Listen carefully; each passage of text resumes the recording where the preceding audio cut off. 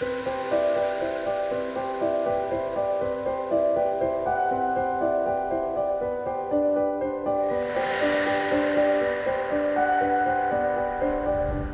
Perlen haben mich immer begleitet. In kleinen Gläschen gab es die damals und habe die dann so vermischt und gespielt damit und habe dann in der Akademie angefangen, mit diesen Perlen wieder zu experimentieren und hatte dann die Idee, ein Bild in seine Punkte aufzulösen, also eigentlich in eine Pixelauflösung zu versetzen, oder man kann auch sagen Pointillismus, also dass ich die Perlen als Bildpunkte einsetze.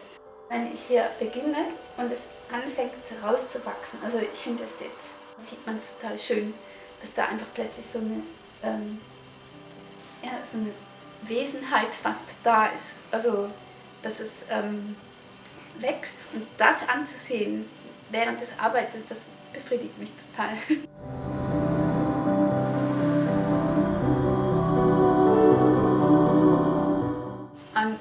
In der Fernwirkung sind es ja keine Perlen. Du siehst quasi Farbe, dann gehst du näher und siehst, das zerfällt, es ist vorne, hinten, wie ist das denn? Und wenn ich mich bewege, verändern sich die Ebenen.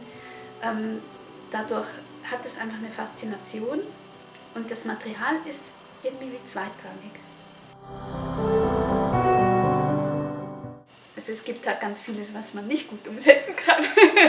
Also wenn es halt sehr filigran wird, dann, es muss immer dann eine gewisse Größe haben. Also ich träume im Moment halt von Riesenbildern und würde auch gerne große Formate umsetzen, aber das ist immer so eine Frage erstens der Technik, also wie viel Gewicht hält so ein Kasten aus, und die werden dann halt sehr kostspielig, also allein vom Materialaufwand und vom Zeitaufwand, den ich da investiere.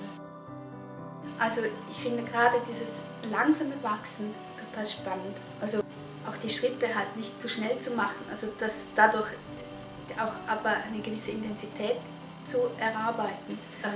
Es lädt sich halt dadurch auf.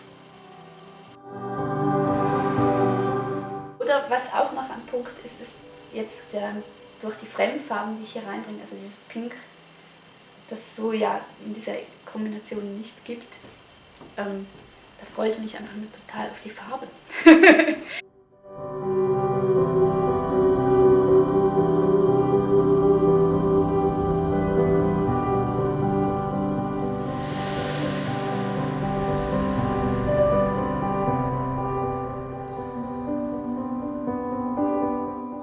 Ja, also ich habe wirklich viel Material und das ist auch das, woraus ich auch unglaublich viel Inspiration schöpfe.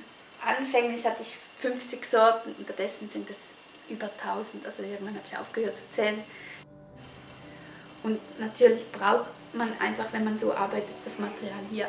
Anfänglich war es halt so, dass ich mein Döschen gekauft habe und dann ging es mir aus und dann musste ich wieder hin und dann war das ausverkauft, dann muss man es bestellen und dann 2 Wochen warten. Und das geht einfach nicht. Also wenn ich arbeiten möchte, also ein Bild machen möchte, dann muss ich halt aus dem Vollen schöpfen können. Also ein Maler hat es da einfacher, der kann sich dann die Farben ermischen und ich muss mir das halt dann einfach, ich muss das hier haben. Also ich weiß, dass das ungefähr 30.000 Perlen sein werden am Ende von der Größe.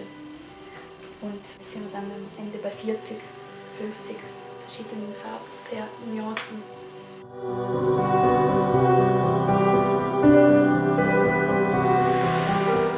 Es ist einfach ein ganz tolles Material. Also die Farbintensität vom Glas ist halt ganz toll.